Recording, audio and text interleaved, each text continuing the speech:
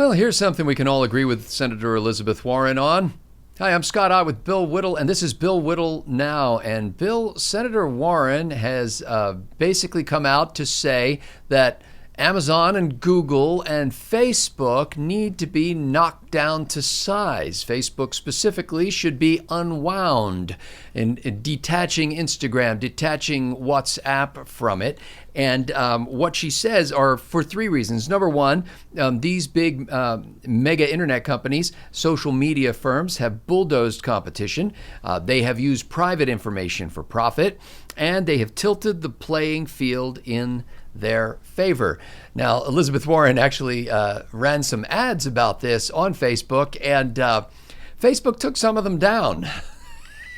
So now, to clear things up, Facebook later put them back up and said they were in favor of fostering a conversation about this, and that the reason why they took the ads down that they took down was because it was a copyright violation for use of their logo.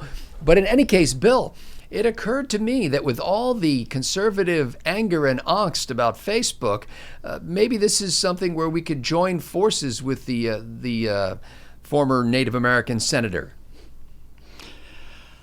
Yeah, I guess those high cheekbones do provide moments of real vision.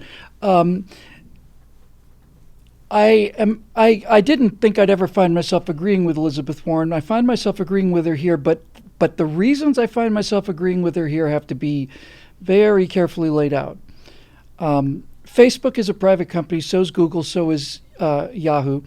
As two people who are being driven out of business by these entities, I am not particularly fond of any of them, but they're private businesses, and they have a right to do whatever they want to on their private businesses. That would be the position I would take and pretty much take throughout this. But when you talk about things like misuse of private information, and much more importantly, I think, I consider it a form of fraud when Facebook sends out, according to the Prager University suit, 2% of the people that sign up to watch Prager University videos actually have them show up on their page. When you look at that kind of manipulation, and without disclosing that it's being manipulated, I think they're committing a form of fraud. I'm not saying it's fraud that can be proved in the legal sense, but certainly they do not let people know how and why they make their decisions on what to spread and what not to spread. It applies to Facebook, it applies to Google, and it applies to YouTube. Well, Bill, I think you're mistaken about that, because I distinctly remember Mark Zuckerberg, the CEO of Facebook, last year making a very public announcement that they were going to be much more transparent. No? They are more transparent. They're more transparently evil, and that's a problem for them. So I am so against the idea of the government going in and breaking up private businesses. I mean, the fact of the matter is, even though they're just being exceedingly low about how they're dealing with conservative content or any content that they don't like, I have to keep coming back to the fact that it's a private business. But then it does actually cross the line, and it crosses the line into a kind of a very high-level malfeasance on the part of all of these tech giants that I think justifies kind of, and it's not the literal meaning of piercing the corporate veil, but justifies going in there and breaking up businesses that have become too powerful. I'm not doing it because they're successful. They're allowed to be successful. They're supposed to be successful. I'm saying they need to be broken up because they cheat. Well, Elizabeth Warren seems to be suggesting it's not even about illegality, or at least the way I read it, it's not. It's basically the thing that they're doing should not be allowed. That, it's not that when they've stepped over a line and done something unethical or illegal, but the very nature of their business calls for them. Let's call it this, Bill. Can you come together with Senator Warren on some common sense social media legislation? No. I don't want to legislate social media. In fact, I don't want any government censorship of anything, and I especially don't want any company censoring content on their own sites, because they have essentially made a promise to the people that sign up to them that they will Facebook will do what Facebook will do. Facebook will share the videos of the people who you want to see it. You click the thumbs up, you click the like button, you're supposed to get the video. Same for YouTube. So they don't need to be broken up because I don't like what they're saying on social media. They don't need to be broken up because they're extremely liberal. The case to break them up is that they are committing crimes on such a magnitude that that there is no way to police it, that they have to be separated into groups so that there is a way to for them to police each other and compete with each other. We saw this, obviously with Bell Telephone's a great example of the anti-monopoly actions that I saw in my lifetime. And all I remember about the days before Bell was broken up by the government was that long-distance calls were something like $7 or $8 a minute, and that's in $1970 or whatever the case may be. So obviously the question becomes, are these entities monopolies? That's what it becomes. Are they monopolies, and are they anti-competitive and using techniques that are against the law? Because if they're not, we should leave them alone. Well, and I think there's a whole new kind of business here. I mean, it used to be that companies would sell a product to people. And now on these social media networks, it's actually Facebook, for example, selling people to companies because you are the product. Yes. And when you see something like that, doesn't it make you want to go back and reconsider your conservative principles and saying maybe there is a role for government, because who else is big enough to challenge these megalagon, whatever the word is? That's what I just did, Scott. I said I am against the idea of the government interfering with private businesses, and I laid out what I thought was a reasonable case why you might want to make an exception in the case of these companies, which are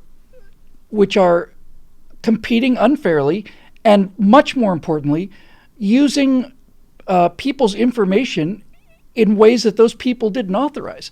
That's a profound insight. I'd never thought of it that way, but that's exactly right.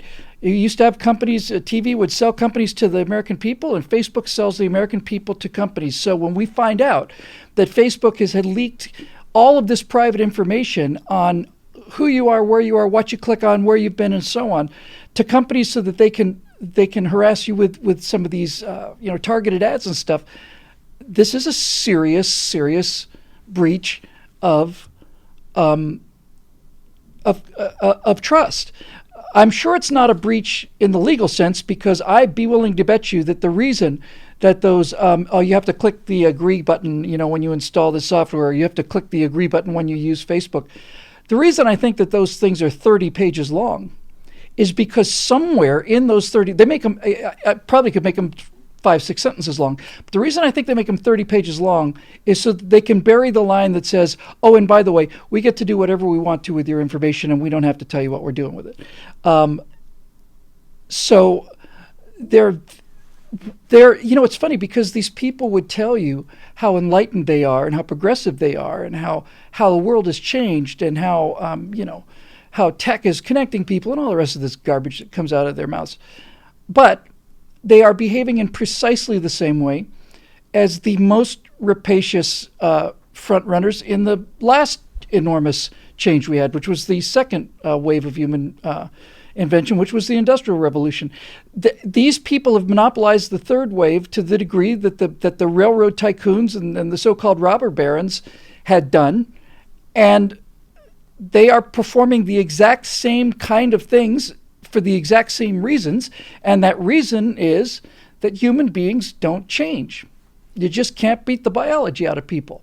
They have opportunities to grow, to become wealthy, to become very wealthy, and the element that propels people to that kind of wealth does something to them.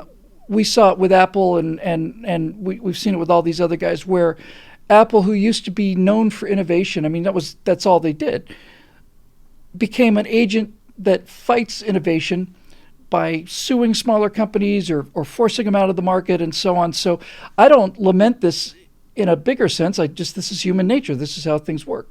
And I think that it's part of human nature in the capitalist system for a small company to become successful, become very successful, become supremely successful, kind of like watching a mushroom cloud. And then as it gets to the absolute layer where it is no longer succeeding. It's no longer providing any service, really. It's keeping other things away from people. It starts to just cool and just fall down on its own. So I don't know exactly what these companies are doing, but I have heard enough in the news and anecdotally from people who work for these companies to say that there are certainly moral grounds for this, despite my reluctance to have the government step in and tell people how to run their business. Now, I didn't see the ad that Senator Warren ran, not because it was weeded out by the algorithm and didn't show up in my feed, but I've deleted all social media apps from my phone, and I only get on Facebook maybe once a day, and usually then just to post videos for Bill Whittle. Yeah, for us. So the organization, not you individually, you people are corporations and corporations are people. But I found it interesting. Apparently the ad, Bill, said this ad was taken down because it goes against Facebook's ad policies. That was the text of the ad. And Elizabeth Warren spent only about $100 per ad on these things. Like there were a couple of ads, and it was a very small expenditure of money. She's running for president of the United States. I guess two questions. Number one, did you think she was this smart? And number two, do you think that it's possible that any Republicans will come alongside of her on this particular issue in a divisive presidential electoral season? Well said. That's the thought I had when you were laying out the premise. I thought I didn't think she was this smart. It would be to the advantage of the generic Democrat to leave these companies alone because they are such enormous donors to the Democratic Party. Not only donors to the Democratic Party, that'd be peanuts, that'd be trivial. But they're not only donors to the Democratic Party, they are arbiters of information. They're the filter through which people's connections pass to make sure that Donald Trump and Republicans and conservatives are vilified and that progressives are adored and given tongue baths. So I don't see any reason for her to go after what is a Democratic Party bastion, except for the fact that she might be savvy enough to think that, to realize that this is something that a lot of people are bothered by. And as far as Republicans go, if Elizabeth Warren, I'd still like to see a little more, hard evidence. But I mean, look, I get the hard evidence every day. We watch our ad revenues get knocked down, and then we bring them back up again through trying to bring in new people. When they get to a certain height, they just knock them down again. So I'm not defending these companies. I know what they're doing, but I think, because I believe in the rule of law above, my personal business success or failure, I would like to think that there are some cases where there have been absolute, simple cases of breaking the law, and I am quite convinced that there are a number of these. So I think most Republicans and most conservatives and most people who just generally call themselves conservatives would be jumping up and down for joy about this. And I'm kind of jumping up and down for joy about it too if it actually happens. But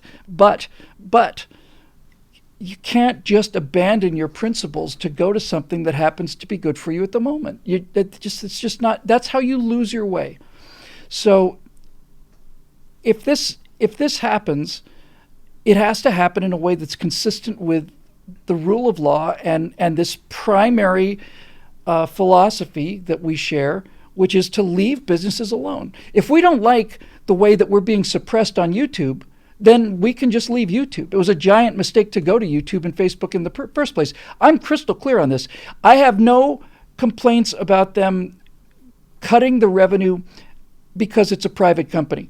They can do what they want. But what I do have a problem with, a big problem, is not notifying people of the truth. So in other words, if somebody subscribes on YouTube or likes us on Facebook, YouTube and Facebook can suppress the message. It's private property. If we don't like it, we can leave. However, they are not disclosing to the people that push those buttons what they're doing.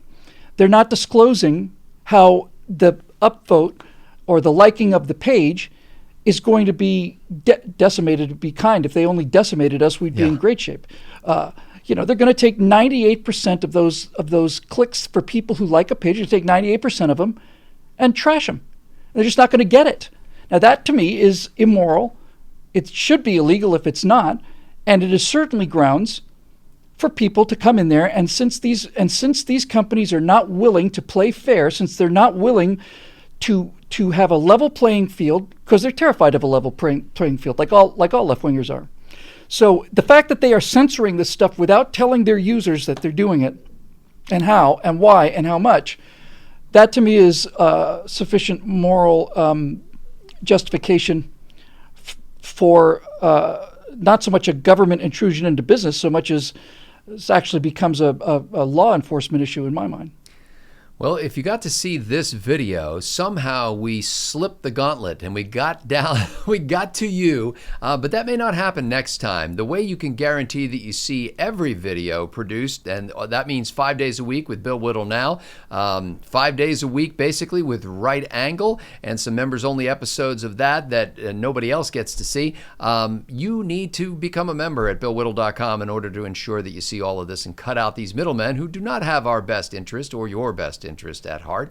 We welcome you to go to BillWhittle.com and become one of the people who paid for this show and made it possible. And this is a direct-to-consumer form of messaging. We do appreciate the cheap hosting that YouTube provides for these videos, but we can't rely on the income because literally they could just decide to demonetize any one of these videos and it's gone. It just doesn't show up and it doesn't earn any income. So if you'd like to join the crew, we welcome you at BillWhittle.com. That Become a Member link. For Bill Whittle, I'm Scott Ott. Thanks to the members at BillWhittle.com for making this possible.